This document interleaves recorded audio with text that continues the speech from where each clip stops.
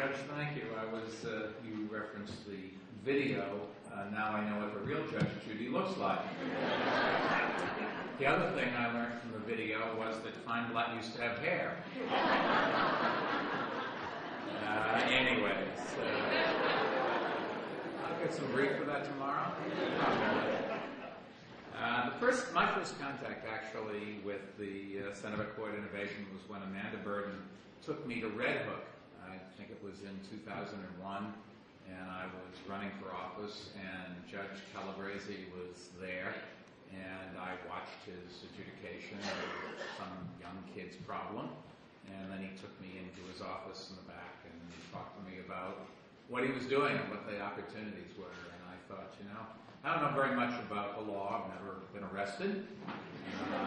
I had served on some juries, convicted somebody of murder, convicted somebody of kidnapping, let somebody off on something else, and then the most disappointing one was after we were deliberating for a long time on a civil case, they settled it out of court, and I just wanted so much to be out there.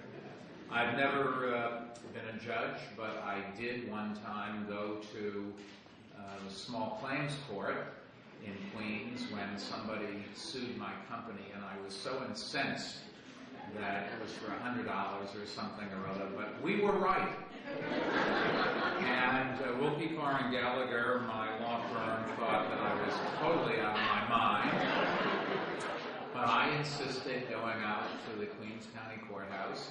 And there I was, I'd studied up on Clarence Darrow, and I was going to beat this guy, and the case gets called, and he doesn't show. So the judge dismisses his claim. It was, I won, but not the way I wanted to.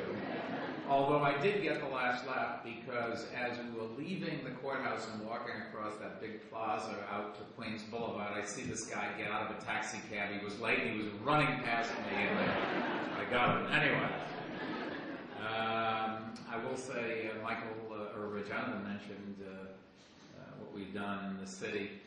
Carol Robles-Roman and Michael Cardozo are my guiding lights, along with Feinblatt. Zach Carter and Bob Keating are the ones that help us pick, I think, the best judges that we've ever had. At least that's what people tell me.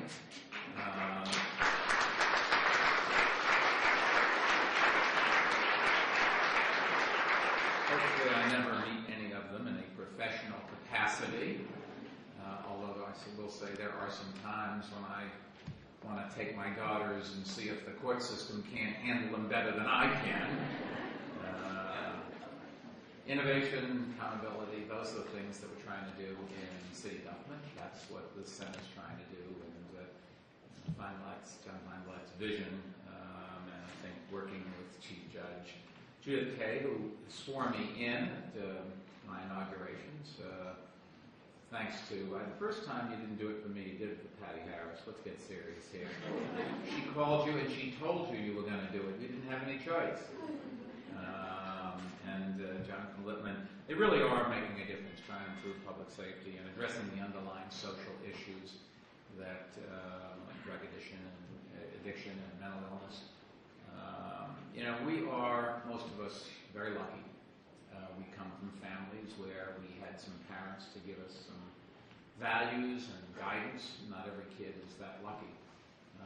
We were lucky in that we just didn't happen to that one day meet that one person that would have taken us down the wrong path. And it'd be nice to say that, I would never do that, but that's not the real world. The real world is that some bad things could have happened to any of us, but we somehow or other, God chose to let us through. And I think we do have an obligation to try to make sure that we give people a second chance and get their lives back on track. The revolving door justice system that we have had for all too long just leads to young kids becoming professional criminals.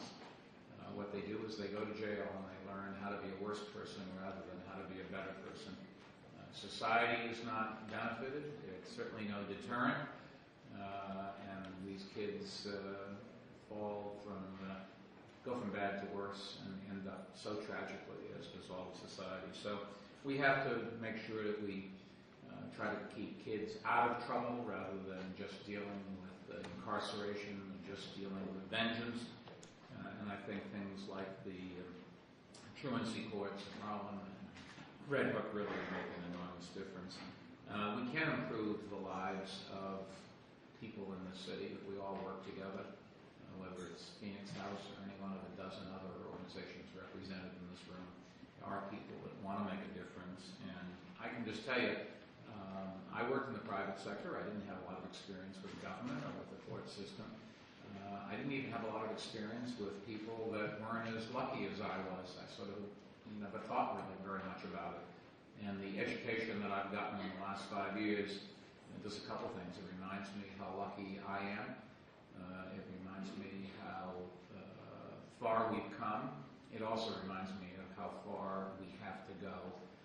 But events like tonight give me a lot of comfort that we can get there if we keep working together. The city is, at the moment, doing well, and Judith, thank you for those kind words.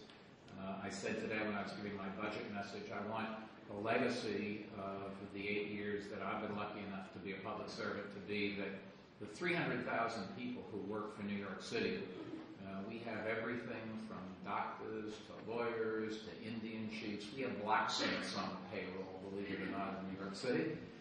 Even if you look at the list of titles, it's just unbelievable. But I'd like the legacy of those 300,000 people to be that we show the world that a big city that is a magnet and open to people from around the world really is a organization that can benefit everybody. Now, everybody's not going to be everybody, we all know that, but we certainly can get an awful lot closer than we are today. And if we can make a better life for all of us, but also give some guidance to other cities so that if you do the right thing, if you address your problems, if you're willing to look each other in the eye and work together, and if you're willing to reach into your pockets to pay some taxes and reach into your hearts to understand that compassion is everything, we really will have made a big difference, and that would be the legacy I would love to have, not just for me, but a legacy for all 300,000 of those people, and many of them are here in this room. So, Judge, thank you for teaching me, Jonathan, you too. And Gary, don't screw this up. Keep up the good work. Mary, thank you for everything that you do, and most of all, thank you for having me, and thank you for letting me be a part of something that really is wonderful,